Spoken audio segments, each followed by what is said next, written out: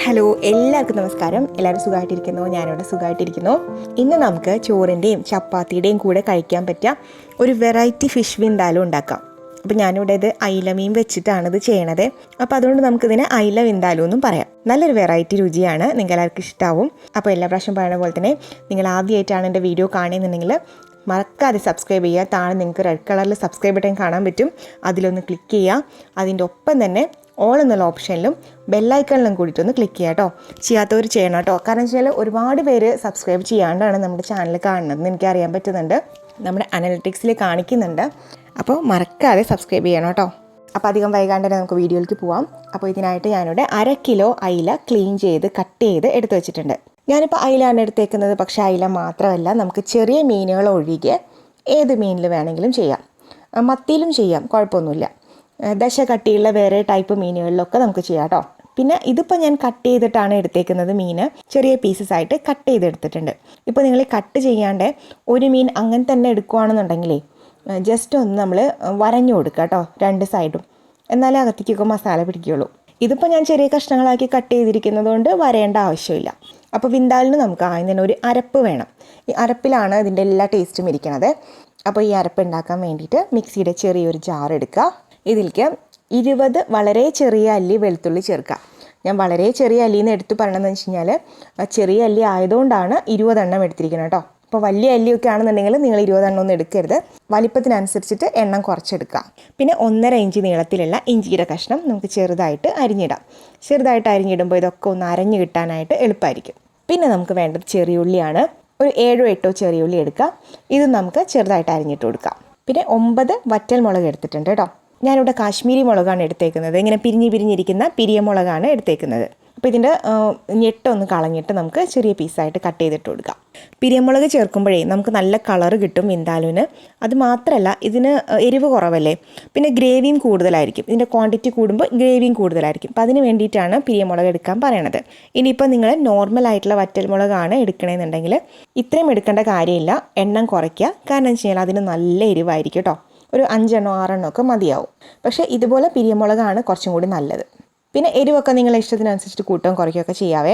പിന്നെ വേണ്ടത് ഒരു 1/4 ടീസ്പൂൺ മഞ്ഞൾപ്പൊടി, പിന്നെ 1 ടീസ്പൂൺ കുരുമുളക് ചേർക്കാം, പിന്നെ 1/2 ടീസ്പൂൺ പെരിഞ്ജീരകം ചേർക്കാം, 1/4 ടീസ്പൂൺ നല്ല ജീരകം ചേർക്കാം. അപ്പോൾ 2 ടൈപ്പ് ജീരകം നമ്മൾ ചേർത്തിട്ടുണ്ട് കേട്ടോ. ജസ്റ്റ് ഒന്ന് ഒതുക്കി കൊടുക്കുന്നുണ്ട്, കാരണം ഇനിയും ചേരുവകൾ നമുക്ക് ചേർക്കാനുണ്ട്. 1/2 ടീസ്പൂൺ ഉപ്പും കൂടി ചേർത്ത് കൊടുക്കാം. പിന്നെ ഒരു തണ്ട് കറിവേപ്പില. പിന്നെ വേണ്ടത് വിനാഗിരിയാണ്. ഞാനിവിടെ 2 ടേബിൾ സ്പൂൺ വിനാഗിരിയാണ് ചേർക്കണത്. ടേബിൾ സ്പൂൺ എന്ന് പറയുമ്പോൾ വലിയ സ്പൂണ്. പിന്നെ ഒരു നുള്ള് ഉലുവ ചേർക്കാം നമുക്ക്. ഉലുവ ചേർത്തില്ലെങ്കിലും കുഴപ്പമൊന്നുമില്ല, എന്നാലും ഒരു ഫ്ലേവറിന് വേണ്ടിയിട്ട് ഒരു 1/4 ടീസ്പൂണോളം ഉലുവ ചേർക്കാം. ഉലുവ കൂടി പോകണ്ട കേട്ടോ. പിന്നെ ഒരു ഫ്ലേവറിന് വേണ്ടിയിട്ട് മാത്രം ഒരു 1/2 ടീസ്പൂണിന് താഴെ കടുക് ചേർക്കാം. അപ്പോൾ ഇത്രയും ചേരുവകൾ ചേർത്തിട്ട് നമുക്ക് ആവശ്യത്തിന് വെള്ളം ചേർക്കാം. ഞാനിവിടെ ഒരു 1/2 ഗ്ലാസ് വെള്ളം ചേർത്തിട്ട് നന്നായിട്ട് അരച്ചെടുക്കാം. നല്ല പേസ്റ്റ് പോലെ അരച്ചെടുക്കാം കേട്ടോ. ഇനിയിപ്പോൾ അരയ്ക്കുന്നതിനിടയ്ക്ക് നിങ്ങൾക്ക് വെള്ളം പോരാന്ന് തോന്നുകയാണെന്നുണ്ടെങ്കിൽ കുറച്ചും കൂടി വെള്ളം ആഡ് ചെയ്ത് കൊടുക്കാം. ഒരു 1/4 ഗ്ലാസ്സിൽ കൂടുതൽ വേണ്ടി വരില്ല എന്തായാലും. ഓക്കെ, നന്നായിട്ട് ഇതുപോലെ അരച്ചെടുത്തിട്ടുണ്ട്. അത് തുറക്കുമ്പോൾ തന്നെ നമുക്ക് ആ ഒരു ഗ്രേവിയുടെ സ്മെല്ല് കിട്ടും. വെള്ളം ചേർക്കുമ്പോൾ കൂടി പോകാണ്ട് നോക്കണം കേട്ടോ. കണ്ടോ, ഈ ഒരു കൺസിസ്റ്റൻസിയിലാണ് ഞാൻ അരച്ചെടുത്തേക്കുന്നത്. അപ്പോൾ ഒരുപാട് വെള്ളമൊന്നും കൂടിയിട്ടില്ല, എന്നാൽ നല്ല കട്ടിയിൽ തന്നെ ഇരിക്കുവാണ്. വെള്ളം കൂടി കഴിഞ്ഞാലും നമുക്ക് അരിഞ്ഞു കിട്ടാൻ പാടായിരിക്കും, ഒത്തിരി ലൂസായി പോവും. ഇതിപ്പോൾ കറക്റ്റാണ്. അപ്പോൾ വിന്താലുവിൻ്റെ അരപ്പ് റെഡിയാണ്. ഇത് നമുക്കിവിടെ മാറ്റി വയ്ക്കാം. ഇനി ബാക്കി പരിപാടികൾ ചെയ്യാം.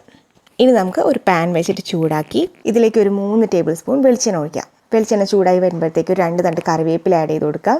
ഇതൊന്ന് മൂത്ത് വരുമ്പോൾ ഒരു 2 സവാള കൊത്തിയരിഞ്ഞത്, ഒരു 2 മീഡിയം സൈസുള്ള സവാള കൊത്തിയരിഞ്ഞത് ചേർത്ത് കൊടുക്കാം.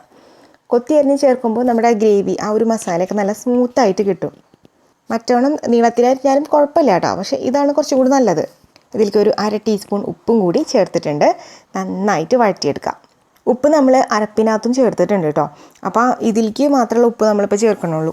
പിന്നെ നമുക്ക് ലാസ്റ്റ് ടേസ്റ്റ് നോക്കിയിട്ട് വേണമെന്നുണ്ടെങ്കിൽ ചേർത്ത് കൊടുക്കാം ഉപ്പ്. ഈ സവാള നല്ല ഗോൾഡൻ ബ്രൗൺ കളർ ആവണ വരെ വഴറ്റിയെടുക്കണം കേട്ടോ. ഇപ്പോൾ ചെറുതായിട്ടൊക്കെ കൊത്തി അരിഞ്ഞതുകൊണ്ട് പെട്ടെന്ന് തന്നെ വഴണ്ട് വരും.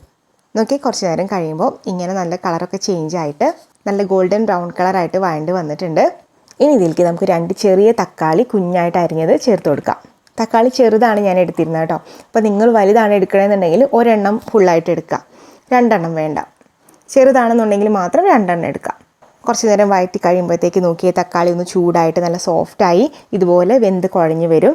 അന്നേരം നമുക്ക് അരച്ച് വെച്ചിട്ടുള്ള അരപ്പുണ്ടല്ലോ അത് മുഴുവനായിട്ട് ഇതിലേക്ക് ഇട്ട് കൊടുക്കാം. എന്നിട്ട് നന്നായിട്ട് മിക്സ് ചെയ്യാം. ഇതൊരു മീഡിയത്തിനും ലോയിനും ഇടയ്ക്കുള്ള ഫ്ലെയിമിൽ വെച്ചിട്ട് ഈ ഒരു അരപ്പിൻ്റെ പച്ചമണം ഫുള്ളായിട്ട് മാറുന്നവരെ നമുക്ക് കുക്ക് ചെയ്യണം. അത് ചിലപ്പോൾ കുറച്ച് സമയമെടുക്കും. അപ്പോൾ ഇത്തിരി ക്ഷമയോട് കൂടിയിട്ട് നന്നായിട്ട് വഴറ്റാം. കുറച്ച് നേരം കഴിയുമ്പോൾ ഇതിൻ്റെ പച്ചമണമൊക്കെ മാറി നല്ലൊരു ടേസ്റ്റിൽ നല്ലൊരു സ്മെല്ലിൽ ഇത് വഴണ്ട് വരും. അന്നേരം കളറൊക്കെ ഒന്ന് ചേഞ്ചായി വരും കേട്ടോ. ആ വെളിച്ചെണ്ണയൊക്കെ ഒന്ന് തെളിഞ്ഞ് വരാൻ തുടങ്ങിയിട്ടുണ്ട്. അത് മാത്രമല്ല അതിനകത്തുള്ള ആ വെള്ളത്തിൻ്റെ കണ്ടൻറ്റൊക്കെ പോയിട്ട് അരപ്പ് നല്ലോണം കട്ടിയായിട്ടുണ്ട് അല്ലേ. അപ്പോൾ ഇങ്ങനെ വരുന്ന സമയത്ത് നമുക്ക് ഇതിലേക്ക് ആവശ്യത്തിന് വെള്ളം ഒഴിച്ചു കൊടുക്കണം. നമ്മളൊരു ഗ്രേവിക്ക് മസാലയ്ക്ക് ആവശ്യത്തിനുള്ള വെള്ളം ഒഴിച്ചു കൊടുക്കണം. അപ്പോൾ ചൂടുവെള്ളമാണ് ഒഴിക്കുന്നത്.